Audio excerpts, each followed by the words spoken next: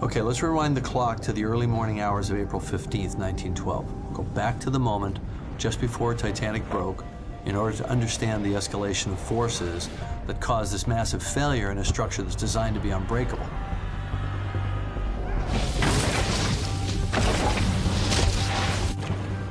Basically, buoyancy is what determines if a ship floats or not. In Titanic's case, the stern maintained its positive buoyancy for a while and stayed on the surface. Then the bow became nothing but a dead weight that's got to go to the bottom of the ocean. Once the bow had gone under and lifted the stern right out of the water, stresses not anticipated by the ship's designers wreaked havoc.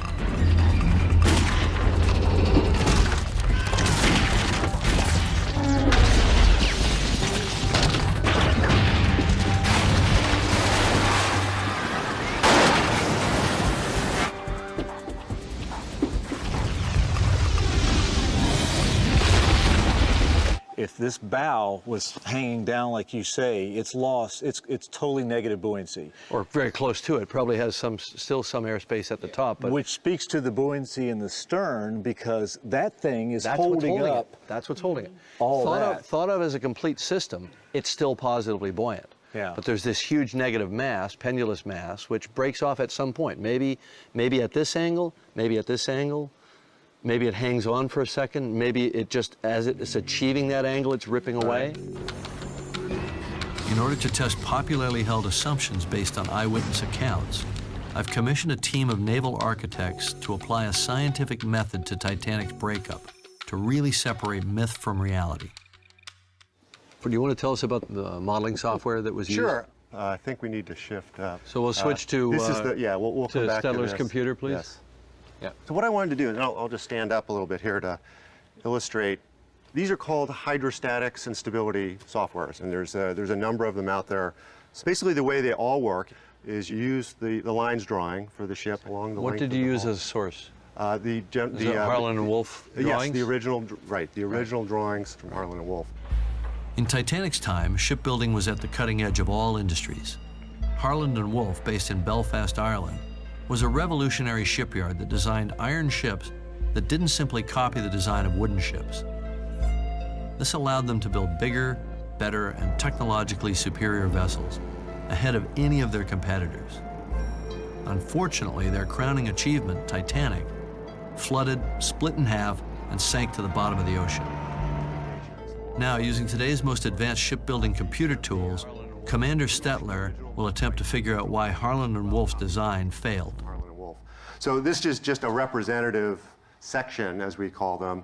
All the compartments had to be defined by the bounds of the decks. So you can see the coal bunkers and the saltwater tanks are green, and blue are the freshwater tanks. So we model the hull as a bunch of these sections, basically these slices, and for each slice, that slice has an area property associated with it, and we can actually calculate basically the resistance to bending or flexure of that section of the hull, and then we can use that to find the stress. So let me just shift the view a little bit. Now let's look at the stress, say in this panel here, and plot the bending moment. So now you see what's on the bottom is actually negative. Compressive stresses in the bottom. Compressive stress in the bottom. Tension. And you see the yellow and a little bit of red up there. That's tensile or positive stresses, okay? So what's interesting, it's basically saying that the bottom plating of the ship will buckle before the material reaches a yield stress. Just to be clear, based on your calculations, we're thinking that the bottom buckled first before the shell broke at the top. Correct. We know the steel was better in tension than it was in compression. Right, but that makes the keel even stronger. It was put into compression, but was still strong enough to hold the two sections together momentarily. To hold together. What Commander Stettler was able to do was bring a rational mathematical model. No cinema tricks, no mythology, just the facts. This is what the computer said. I found that was a breath of fresh air, because it lets you sever the chains with those preconceptions you have and say, aha, this is what happened. Commander Stetler's analysis gives us the scientific proof to support our ideas of Titanic's last hours. But what about the flooding itself and how the rushing water brought the ship down? Did her stern really rise out of the water? It's a controversial shot in the movie, a gut-wrenching, big-screen moment based on survivor testimony.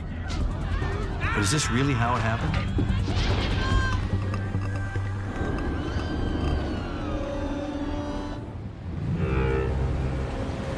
If the breakup was Titanic's last breath, the iceberg strike was her death blow.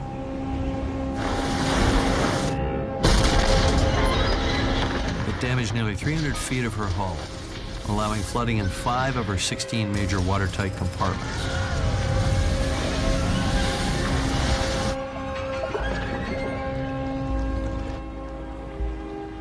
An injury that fatally crippled the ship.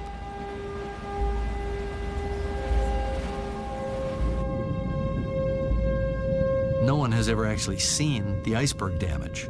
It lies buried in the sediment underneath the ocean floor. But using the modern analytic tools of the shipbuilding industry, can we fill in some holes in our understanding of the flooding? So Commander Stetler is going to start off. He's going to show us the sinking studies. Yep. Let's turn to the flooding analysis to look for facts. We know some things about the initiation of the flooding, that it sideswiped an iceberg, that it opened the first 5 compartments. We have some outer boundaries that were set up by the testimony. We know it didn't take 3 days to sink. We know it took about 2 hours and 40 minutes. So there's certain things we know. They were able to create a model complex enough and accurate enough to be able to tell us certain things we didn't know before. How did the floodwater move through the ship? How did the bow so rapidly go negative? How did the stern rise? Let's turn to the naval architect's progressive flooding model to look for facts. Part of the analysis that I was working on is a hydrostatics study. It involves tracking the floodwater as it moves from the sea through the holes in the hull up and through all the compartments. I have sliced the model up in a bunch of places, so you have hold number 1, hold number 2, hold number 3.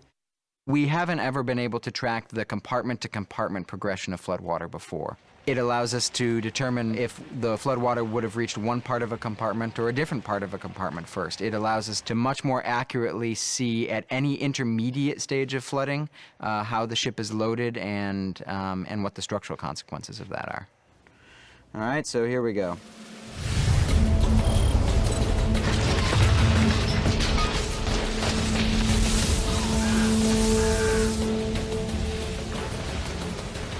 It's recalculating everything on 10-second intervals. So you can see there's a long period in here between, say, 25 minutes and 45 minutes or so before you get much flooding in other places. Can you stop for 1 second? How's it getting to here? Where- is that where's that, that Jim? Scotland Road? This is Scotland Road, yeah. Okay. Scotland Road is the long passageway on the port side of E-deck that travels the length of the ship. As Scotland Road flooded, it completely undermined the precaution of sealed compartments, like an accelerant acting as a shortcut for the floodwater over the top of the bulkheads. There we go. Because the starboard side on E-deck, so just starboard of Scotland Road, it is allowed to, in our model right now, flood earlier. It floods first. To see it dissected in such a way and to see how the flooding progressed in a forensic way like that was almost like seeing Titanic sink for the first time. Another accelerant was an open door on D-deck, just one. Why would someone open a large door on the lower level of a rapidly sinking ship? Second Officer Lightoller at one point sent a bosun by the name of Nichols to grab some men and go down and open one of the doors. And I think the idea was that since he wasn't loading the lifeboats full, that they would come back and take people off through the doorway or something. And he never saw the man again. And when they found the ship in 1985, there it is. The door is open. The interesting thing about the D-deck shell door on the port side is that it communicates down a corridor all the way forward. If you look at it here, here's your door. If your water could come in here, It could come down and flood the entire forward D-deck. We should stop it at the peak of that stress curve because we know it didn't go past that. So that's your upper bound. Okay, the peak of the stress curve is the moment we're after. It's just before the ship broke. When we reach this point, we'll know the final angle of the stern.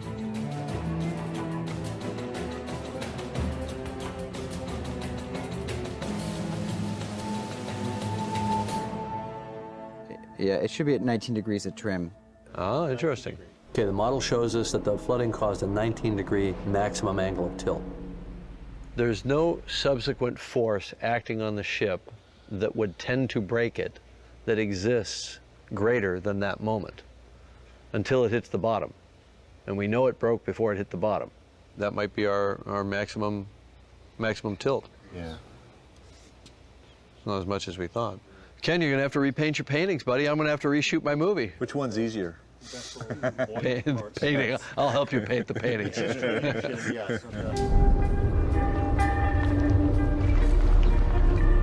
I think this is pretty amazing. I mean, this is completely new to me, that in the 2.5 hours it took Titanic to sink, she never capsized. We never really thought about that. It was staring us in the face. Ships capsize. We saw it recently with the Costa Concordia that sank off the coast of Italy. And when you look back at the history of all the other famous shipwrecks, they all roll over. Bismarck rolled over, Andrea Doria rolled over. But Titanic just went almost straight down. Yeah, toward the end it had maybe a variously reported 6, maybe 8-degree list. That's not much. So that creates a whole new question. Were they trimming the ship? Were the engineers, none of whom survived, were they actually trimming the ship actively? Were they fighting that? Were they that good with their pumps by filling the trim tanks and seeing the ship was listing one direction, controlling it and trying to keep it upright so they could get those boats off? Or did they just get lucky? Was it the most amazing piece of luck in maritime history that they managed to successfully evacuate 700 some people in the boats while the ship just sat perfectly upright in the water? I've never thought of that before. Well, there's some questions we're just gonna have to live with. But before I send these guys home, there's a game I like to play. What would you have done if you were captain of Titanic? Could more lives have been saved?